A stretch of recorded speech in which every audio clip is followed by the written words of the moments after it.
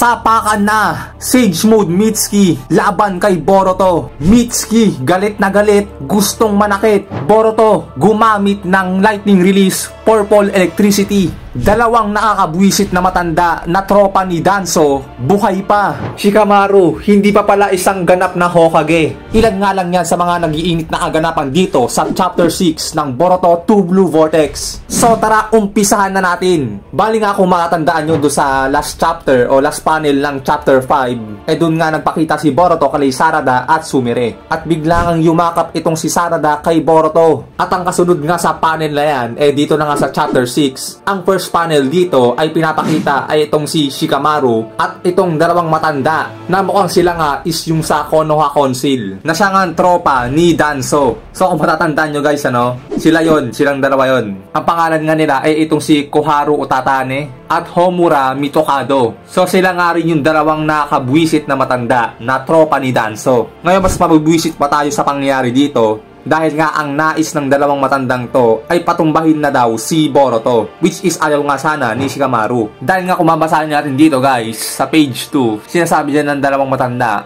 Boruto the Betrayer being chased after us after going for the Hokage's life. Why did he come back? Sagot naman dyan ni Shikamaru, I don't know the truth, but looking at the result, we can't deny the fact that Boruto saved us to retreat code. So ayun nga ayaw ni Shikamaru sana na ipa-eliminate si Boruto dahil nga malaking tulong daw si Boruto na nag-retreat nga daw kasi si Code. Then sabi naman nitong mga matanda na to, it doesn't matter what the issue is behind.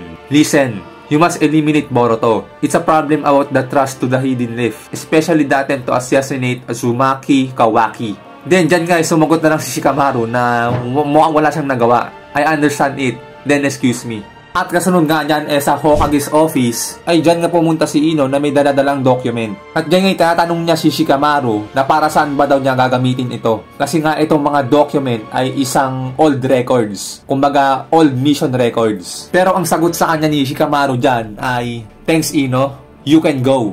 So kung makita natin na papapansin mukhang may tinatago si Shikamaru kay Ino na isang malaking bagay na kailangan na malaman na kung ano nga ba talaga ang plano nito ni Shikamaru. Kaya nga sa sunod na palil dito ay ito na nga, pagkaalis din ni Ino sa office ni Shikamaru, dyan nga habang naglalakad si Ino ay kinakausap niya si Shikamaru sa pag-iisip. So, di ba isa yung sa kakayahan o abilidad ni Ino, yung makausap ka niya kahit malayo ka. At yan nga yung sinasabi nitong ni Ino kay Shikamaru, the documents are just an excuse, right? Explain it.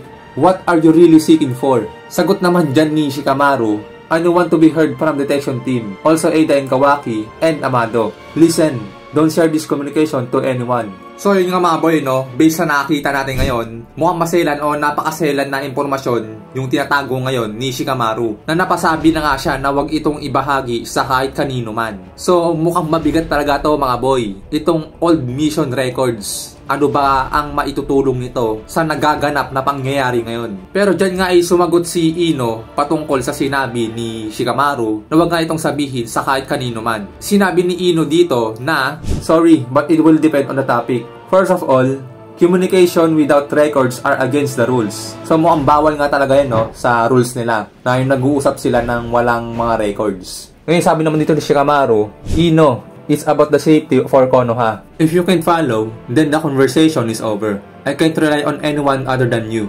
So ayun nga din mga boy, based sa nakikita natin ngayon, si Ino nga lang din talaga ang mapagkakatiwalaan ni Shikamaru, lalo sa mga ganitong sitwasyon. At syempre katim din naman ni Shikamaru itong si Ino mula pagkabata. Kaya sakto talaga na si Ino lang talaga ang mapagkakatiwalaan niya, lalo sa mga ganitong mabibigat na sitwasyon. Then sagot naman dyan ni Ino, fine, what do you want me to do? So based nga sa nakita natin ngayon, mukhang may kailangan pag-usapan itong si Ino at Shikamaru na mas mahalaga pa, kumbaga for the safety na ito ng Konoha. At sa sumunod na panel nga dito ay makita natin na nag-uusap nga itong si Ada at Kawaki. At ang pinag-uusapan nila dito is yung patungkol sa Ten Tails na nag-transform nga daw.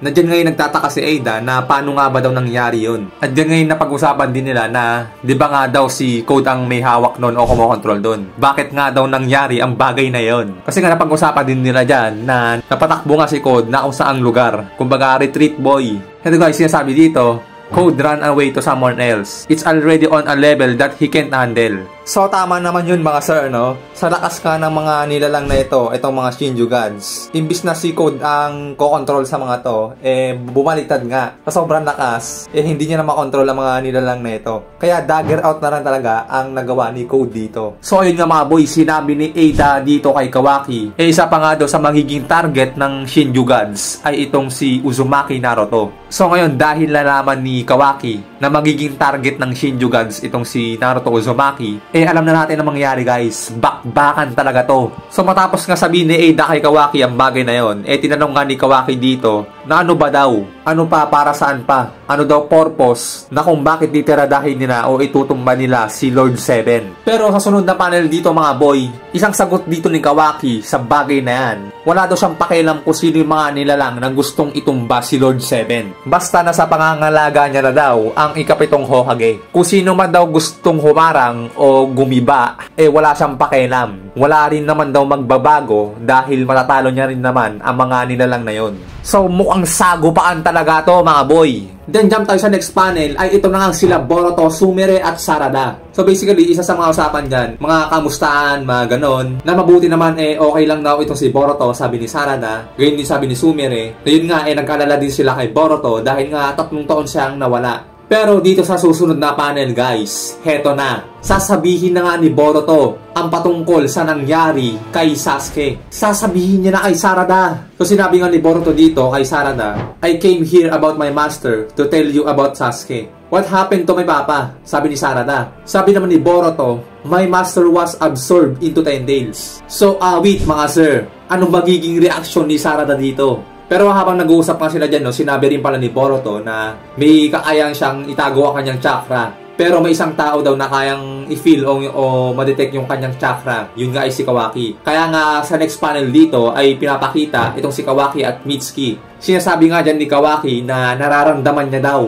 Nararamdaman niya si Boruto. So mukhang magkatagpo rin dito si Kawaki at Boruto. Dahil nga may kakayahan sila sa isa't isa na maramdaman yung kanilang chakra. Which is hindi nga kayang gawin ng detection team. So sa kabilang panel nga dito, pinagpatuloy ni Boruto yung kwento kay Sasuke. Sinabi niya kay Sarada na na-absorb yung tatay niya ng 10 days. Nandiyan nga tatanong ni Sarada na ano nga ba daw ang ibig sabihin nitong ni Boruto. Then sabi naman dyan ni Boruto na hindi siya makapaniwala na yung ibang ninja ay nakain o nakana ng glow grind. At kaya yung iba din naging Shinju. So ayun nga daw yung mga nangyari sa nakaraan. Na siya nga sinabi niya kay Sarada. So kung mapapansin nyo din pala majority sa kinikwento ni Boruto ngayon is about do sa pangyayari kay Sasuke at sa mga ilang karakter na naging puno at naging Shinju. So mangyayari tuloy as of now, wala pa masyadong magiging credits dito si Sumire. Kasi halos magiging tanawan pa lang ang magiging role niya dito. Yung mga naging Shinju hindi niya rin naman masyadong close. Like Muigi, mga ganon, di ba? So baka sa mga susunod na chapter pa magkakaroon ng role dito si Sumire. At dito nga sa kabilang panel ay pinapakita ang Hokage's office at ang detection team. Na sinasabi nila dyan na i-connect nga daw si Lord 8 o Shikamaru kay Mitsuki. Nandyan ngayon nag-uusap itong dalawa si Shikamaru at Mitsuki. At sinabi nga dito ni Mitsuki na nandito na nga daw sa Konoha si Boruto. Dahil naramdaman nga daw yon ni Kawaki. Na mukhang nandun daw siya sa southern part ng village. So mukhang malalaman na nila kung nasan na nga ba si Boruto at nang mapuntahan niya na nga ito. Then nakasunod na panel dito mga sir, dyan nga ay mahaba-haba pa rin na pag-uusap nila Sinasabi pa rin dyan ni Boruto yung pagiging Shinju Gods ng ibang karakter, yung mga kloga rin ni Code, yung mga nangyari nga sa nagdaan. At dyan habang nag-uusap sila, ito pumasok na naman si Ino para kausapin si Shikamaru. At para ma-connect niya nga ito kay Boruto. So dyan nga pinapakita na nakausap ni Shikamaru si Boruto. Under mind speaking sa ability ni Ino. So sabi dyan ni Shikamaru, Boruto-kun, hey, are you listening? There are people that calls me the 8, but it just tentative. I'm not officially a Hokage yet.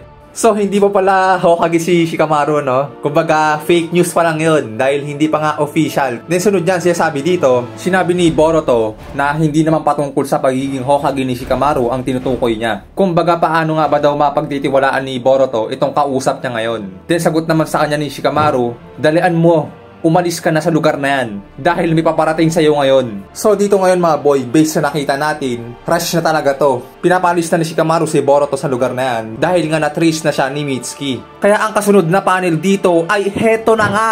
biglang lumitaw ang ahas ni Mitsuki sa katawan ni Boruto at pinalibutan siya nito. Napakabilis ng pangyayari mga paregoy. At dyan ngay aatakihin na at kakanain na itong si Boruto. Pero sa kasunod na panel dito ay ating makita na biglang ang tinapon ni Boruto ang kanyang katana. At dyan ngay makita natin ang hand seal ng Hirai Shinjutsu. At mula nga dyan ay ayan na, nagawang makapag-blink o teleport ni Boruto sa pamamagitan ng Mark of Hiraishin sa kanyang katana. Whew! Napakaangas mga parekoy! Parang nakakita lang tayo ng second version ni Minato Namikaze. At sa sunod na panel dito, binapakita na galit nga ito si Mitsuki na naka-senin mode. Yes mga sir, naka-senin mode si Mitsuki ngayon. Galit na galit at gustong manakit. At yan yung sinasabi din dito ni Mitsuki, "We finally met, Boruto. I was waiting for this moment." Sabi naman ni Sarada, "Wait Mitsuki, listen to us." Sagot naman ni Mitsuki, "I don't know what this guy told you. Move it, Sarada. Can't give any mercy right now." Sigaw naman nila Sarada at Sumire, "Mitsuki!"